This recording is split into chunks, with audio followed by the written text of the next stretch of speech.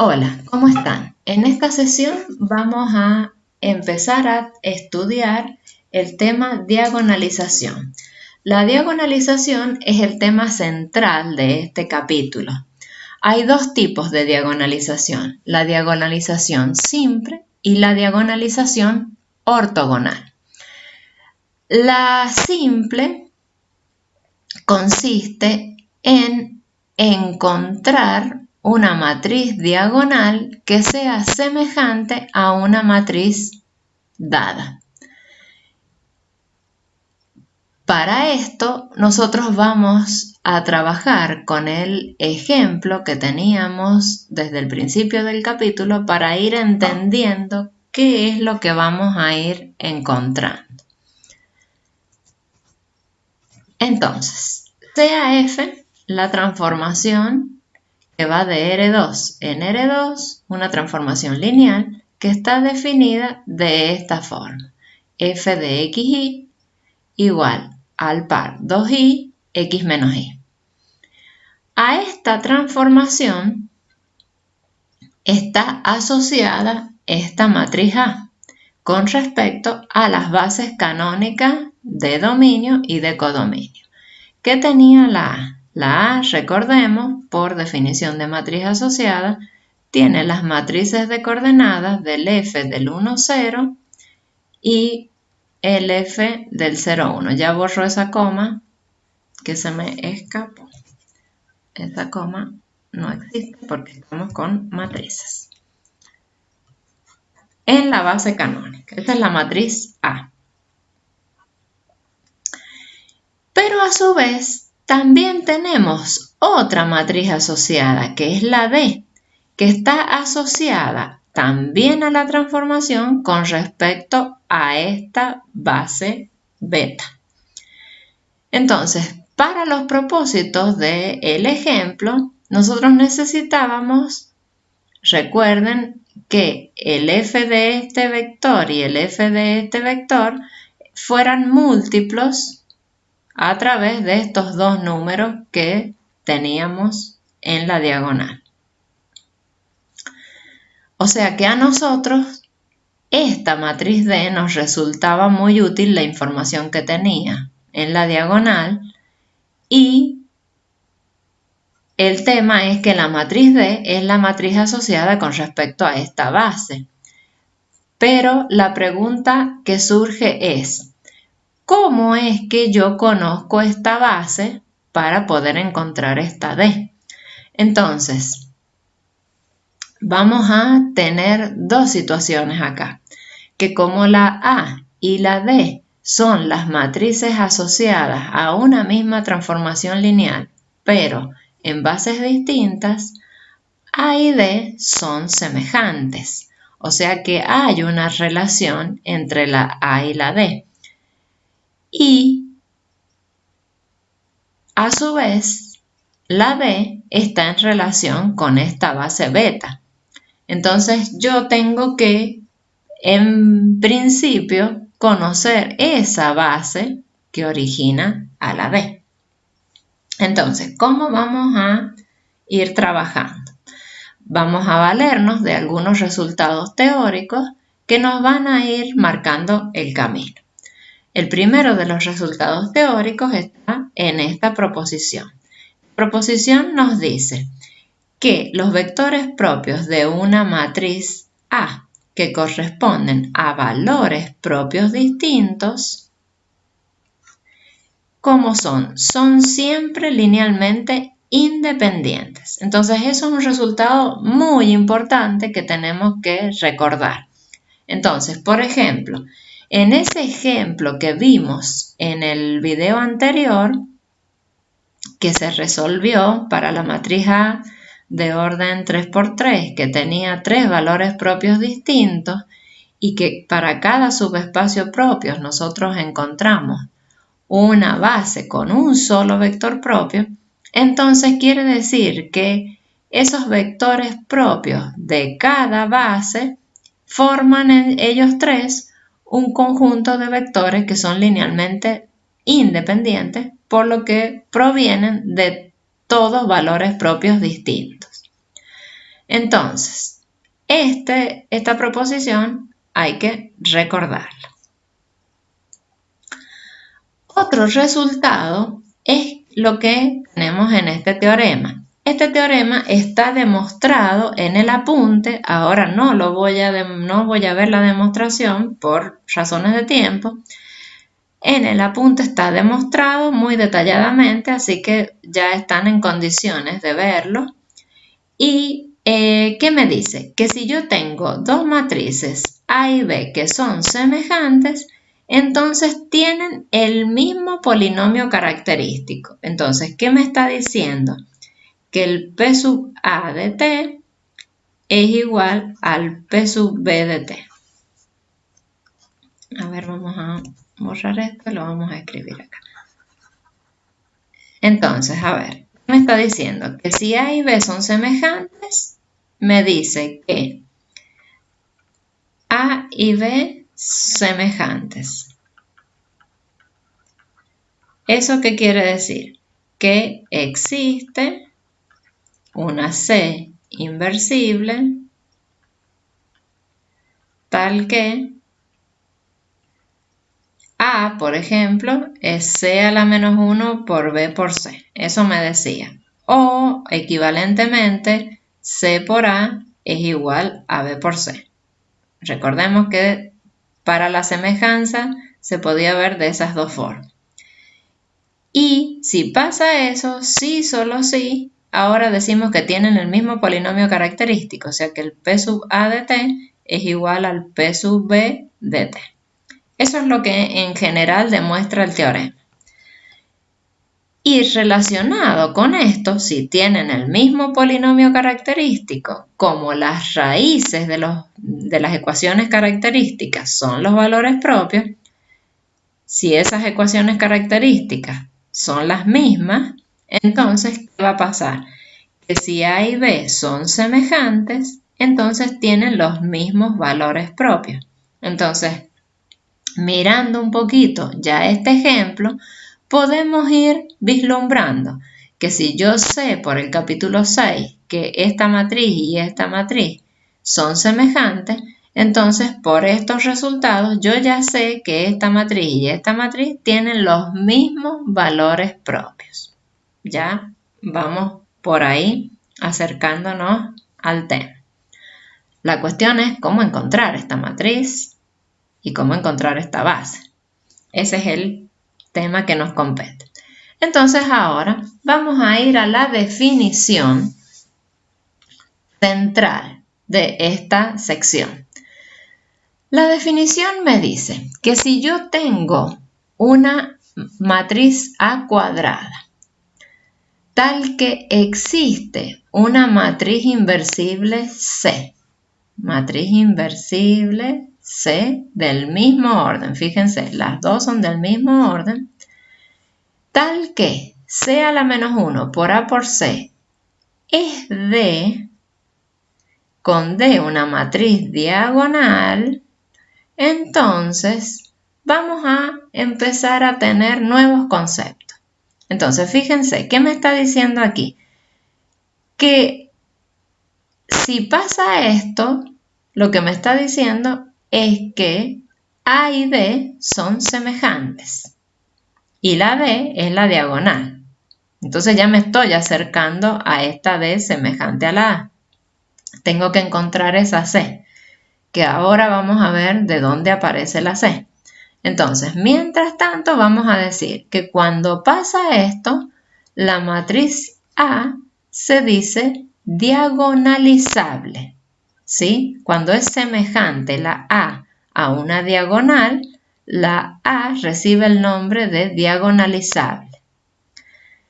Estas dos matrices, por el teorema anterior de las transformaciones, sabemos que son semejantes porque las dos están relacionadas con por medio de una transformación.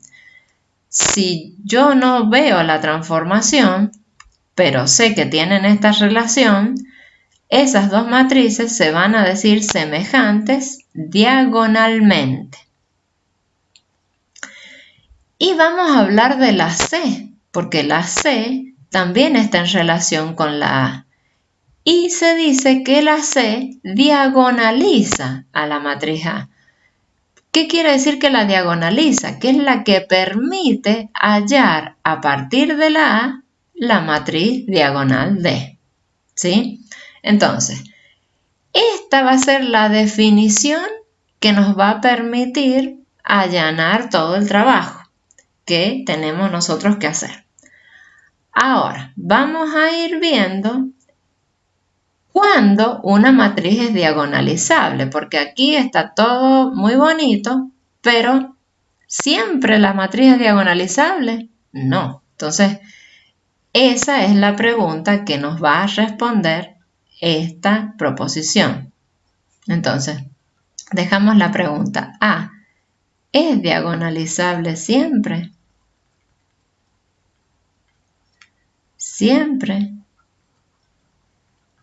Y la respuesta es no. ¿Cuándo va a ser diagonalizable?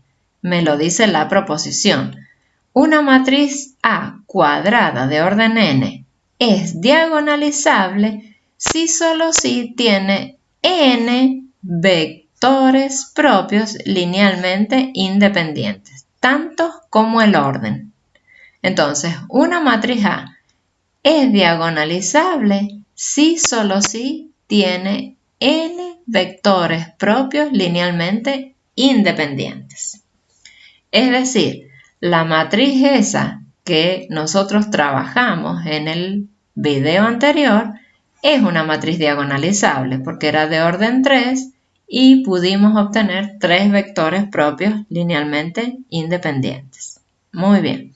Entonces ahora vamos a seguir un poquito con la proposición que nos va a dar todas las herramientas para encontrar la C, la D y todo lo que nos hace falta.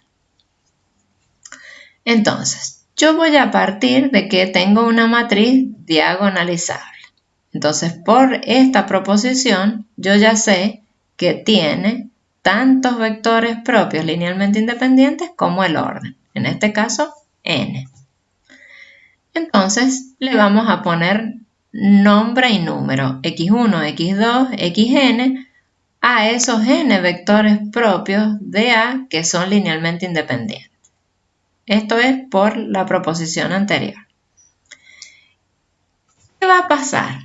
Si yo a esos vectores propios los pongo en un solo conjunto, ese conjunto, ¿qué pasa?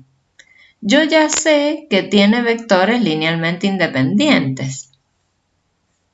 ¿Cuánto vale el cardinal de alfa? Entonces, alfa es linealmente independiente. Segundo, los X son matrices de orden n por 1, o sea que alfa está contenido en m n por 1. ¿Y cuánto vale el cardinal de alfa? El cardinal de alfa, ¿cuánto vale? 1, 2, hasta n, porque son los n vectores, o sea que el cardinal es n. Entonces, ¿qué me está gritando esto? Me está gritando que alfa es base de mn por 1. Recordemos que n es el cardinal de la base canónica de mn por 1. Entonces, esto es muy importante. El conjunto de los vectores propios linealmente independientes es una base de mn por 1. Entonces, ¿qué va a pasar? La matriz C que nosotros estamos buscando, la que va a hacer posible la diagonalización, la de la definición, está formada por columnas. ¿Y quiénes son las columnas? Las columnas son estos vectores propios, linealmente independientes, que son n. Entonces, esta matriz es de orden n.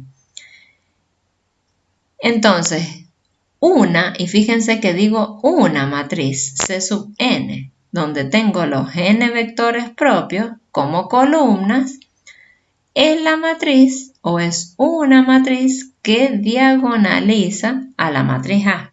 Ya vamos a ver ese del una. Y por otro lado, una matriz diagonal semejante a la A va a ser la matriz diagonal que tiene en la diagonal ¿qué?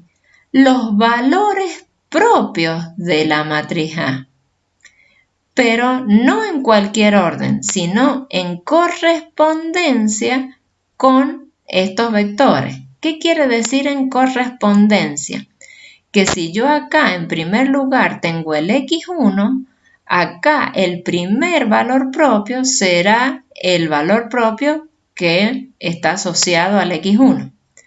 Si yo acá tengo el x2, acá en segundo lugar en la diagonal estará el asociado al x2 y así sucesivamente. Entonces, esta matriz nuevamente también es de orden n por n, porque tengo los n valores propios en la diagonal. Entonces, así se forman las C y la D. Entonces, los elementos diagonales son los n valores propios de A. Entonces, yo ya tengo resuelto el tema acá. Yo ya sé quién es la C y ya sé quién es D. Ahora vamos a ver unas observaciones en función de esto que tenemos acá. Entonces, yo vuelvo a retomar. Tengo la A diagonalizable. Entonces, si es diagonalizable, sabemos que tenemos los n vectores propios de A linealmente independientes, que forman la matriz C que diagonaliza. Y entonces son los vectores que pertenecen al conjunto formado por la unión de las bases. Entonces, los vectores de alfa en realidad son las uniones de las bases. O sea, esto es lo que me está diciendo, que cuando yo hago alfa 1, unión alfa 2, unión alfa n, las bases de los subespacios propios, eso me da el conjunto alfa de todos los n vectores propios. Ahora vamos a ver que me dice que las matrices C y D no son únicas, por eso yo puse una C y una D. ¿Por qué no son únicas? Porque el orden de los vectores en la C puede cambiar. O sea, una persona puede poner x1, x2, xn, la otra puede poner x2, x1 y así, y va cambiando. Entonces, cada combinación de vectores que haya acá me va a dar también una nueva combinación de valores propios en la D. Entonces, la C y la D van a estar siempre relacionadas, pero no son únicas, ni la C ni la D. Entonces eso hay que tenerlo también muy en cuenta. Entonces, ¿cómo vamos a mirar esto? Vamos a mirar en función de la matriz A, esa que era la matriz asociada a la F. Entonces, para esta matriz A vamos a ver esa proposición. Entonces, si nosotros hacemos el trabajo que ya conocemos, si buscamos la ecuación característica, o sea, buscamos primero el polinomio característico, después la ecuación característica, entonces vamos a descubrir que los valores propios de la A son 1 y menos 2. Si buscamos los subespacios propios, vamos a descubrir el primer subespacio propio, el asociado al T1, es el subespacio generado por alfa 1, que está formado por la matriz X1, y la matriz X1 es esa matriz. Ustedes después van a verificar todo esto. Nosotros vamos a ir haciendo ahora un resumen. Entonces, el X1 es vector propio de A asociado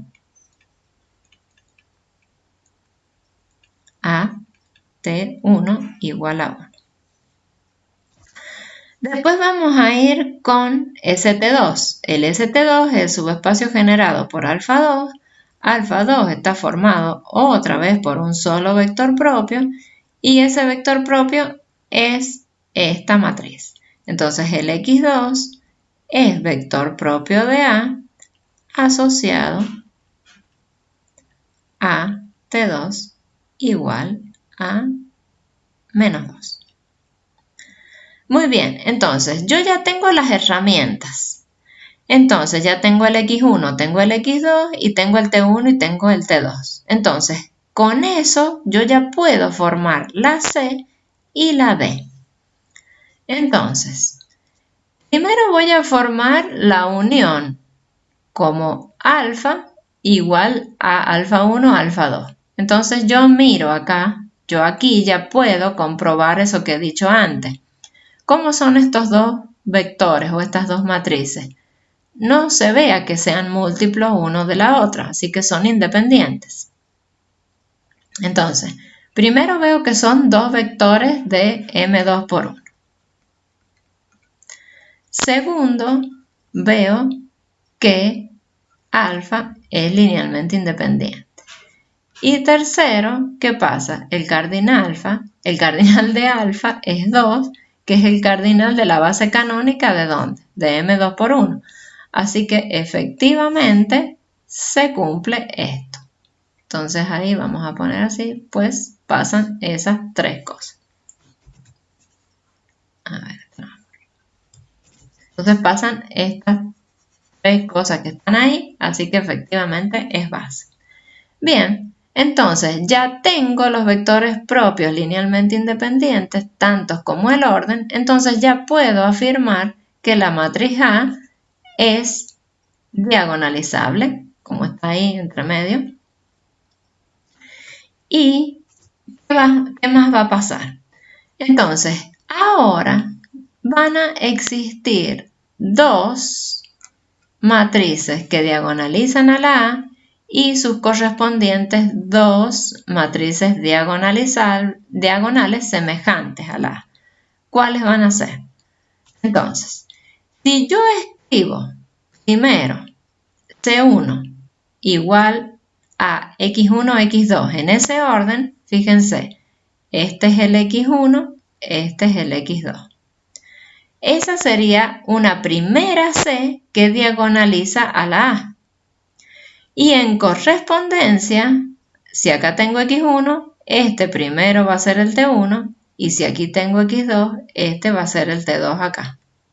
Entonces, en correspondencia, vamos a tener una primera B. Esta primera B era la que ustedes tenían en el ejemplo, pero no es la única que existe. Va a haber la otra. Entonces, fíjense, si yo ahora intercambio los lugares, en vez de tener X1 primero, tengo X2 primero, la C va a ser esa y también va a diagonalizar a la matriz A. Y la D, ¿quién va a ser? Si acá tengo X2, acá tendré T2 y si acá tengo X1, acá tendré T1. Entonces, esta D menos 2, 1 también va a ser una matriz diagonal semejante. Muy bien, entonces así ha quedado probado que la matriz que diagonaliza y la matriz semejante diagonalmente a la A no son únicas y va a depender del orden de la A, si la A es diagonalizable, cuántas C y cuántas D se pueden escribir. Por otro lado, cabe mencionar que esto que ya se ha mostrado aquí es el nuevo procedimiento que nosotros tenemos que incorporar para diagonalizar una matriz. Fíjense que nosotros hasta el paso en que nosotros teníamos las bases de los subespacios era el primer procedimiento que nosotros habíamos visto hasta obtener la alfa 1 y la alfa 2. Ahora el procedimiento continúa tomando la unión de las bases y tenemos que ver si realmente la unión de las bases es base de M2 por 1 o no. O sea, de M2 o de Mn por 1. Si con los vectores propios no logramos formar la base de Mn por 1, quiere decir que la matriz A no es diagonalizable y el trabajo termina en ese punto. Cuando nosotros logramos formar la base de Mn por 1, entonces es que ya ahí continuamos con la formación de la matriz C y la formación de la matriz D. Y si me piden más de una C y más de una D, bueno, tendré que empezar a buscar las combinaciones de columnas y de valores en la diagonal. Entonces, en el apunte queda descrito el procedimiento, que es esto que nosotros hemos hecho acá. Y también luego vamos a retomar el ejemplo para poder visualizar a partir de esta C o de esta C cómo es que nosotros, o a partir de esta alfa, más que nada, vamos a ver cómo es que aparecen la base beta. Muy bien, entonces dejamos acá el video y lo continuamos al ejemplo luego.